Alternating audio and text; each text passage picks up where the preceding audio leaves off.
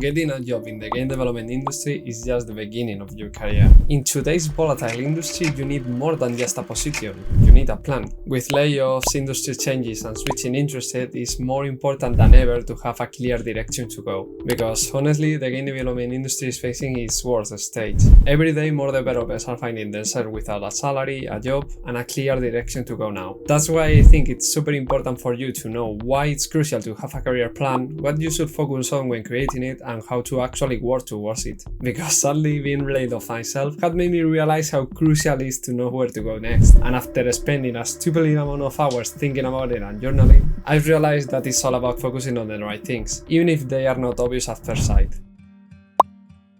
Alright, I know you don't want me to tell you again how bad the industry is right now. If you don't live in a game and have seen articles like DinkoFix or other than the hundreds of thousands videos on YouTube about the state of the game development industry, you know how bad things has been looking lately. But I think we haven't yet wrapped our heads around this situation. Right now, it's not only that the game development industry is facing poor job conditions or bad salaries, it's that firing people is cheaper than ever for companies. Because if you think about it, if you were an employer and you see someone that is not doing their job as you want them to do, you can simply fire them and find another person to do the work in no time, because usually for any given video game position there are hundreds if not thousands of people looking to enter the same position. This adds to the fact that firing people these days is pretty easy really, and it's no objective you live on the USA or the UK or even Europe, because if your country supports people who are unemployed, you usually have lower salaries, and vice versa, your salary is high enough, usually people can fire you without second thought. So mostly your career is your whole responsibility, and after finding myself unemployed in a country which is supposed to have some job security and seeing how low the salary is when you're fired, I learned the hard way how important it is to have a career plan. Because I originally studied engineering and I can see how easy it is to get a job in that field compared to in game development.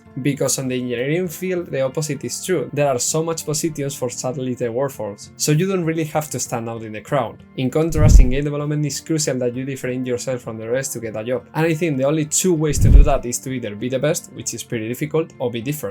Because at the end of the day, the trees which stand out in the forest are those who are the tallest or are just simply pink.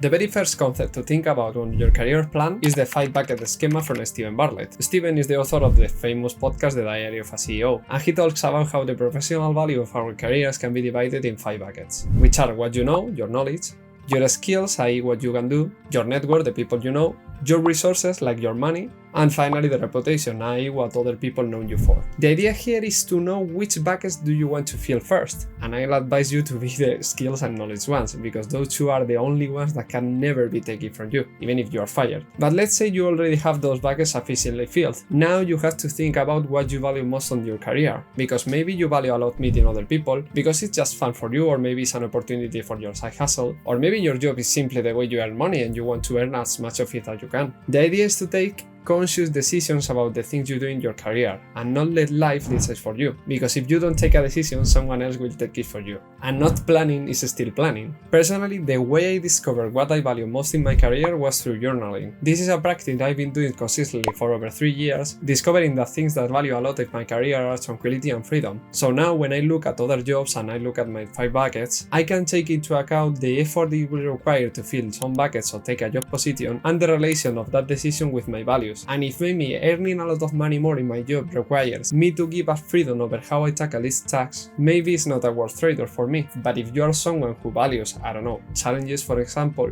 and those challenges come with a higher salary, maybe this is the perfect decision for you. It all comes down really about what is the role of your job in your life. And to answer this question, I found a little nice schema called SIM. Yeah, like the game, the one in which people have a green diamond in their heads. Okay, you get it. And this acronym stands for safety, income, and mission. These are the 3 things I think your job can provide on your life. It can provide a safe ground for you to work on other things without losing the ability to sustain yourself. It can be just a source of money, or it can be entirely the thing you want to dedicate your life to. The idea here is to balance these 3 things and know which one are more important to you, because the decisions you're gonna take on your game development career plan are different if you value more money, mission, or just having some sense of safety.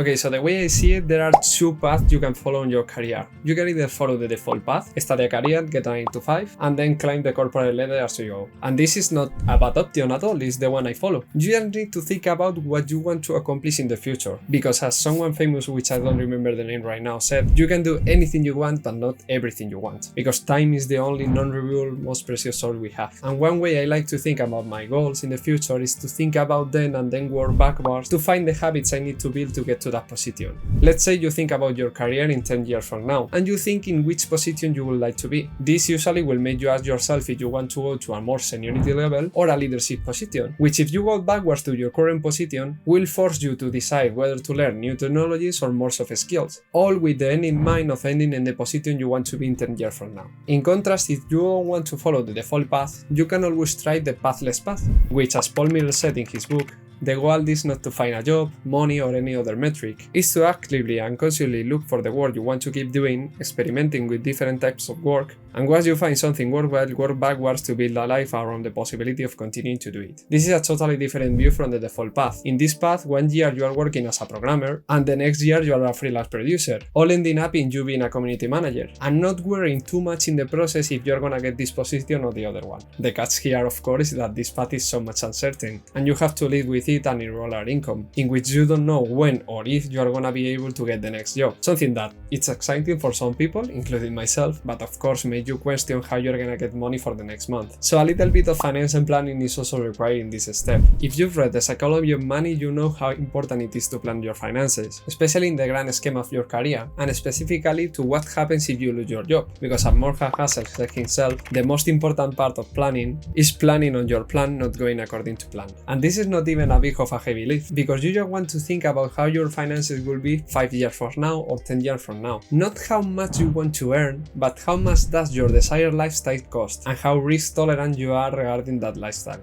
Meaning that if, for example, you want to live with 50k a year, and you are okay with taking a risk which might lower that number to, I don't know, 35k, it's okay to take that decision. But if trying freelance, for example, can make that the number goes all the way down to 20k, and that gives you a lot of anxiety, maybe that's not something to contemplate right now, even if the freelance position gives you the freedom you want, because the financial risk is not worth it. At the end of the day, this is all subjective, and it all depends on the professional values you have, because at the end of the day, we don't have your security, even if people told you so. And if you don't believe me, I have a video dedicated right to that theme, in which I explain why I think job security is a lie, and most importantly, what to do about it. I hope you find it interesting, and I'll see you soon. Bye bye.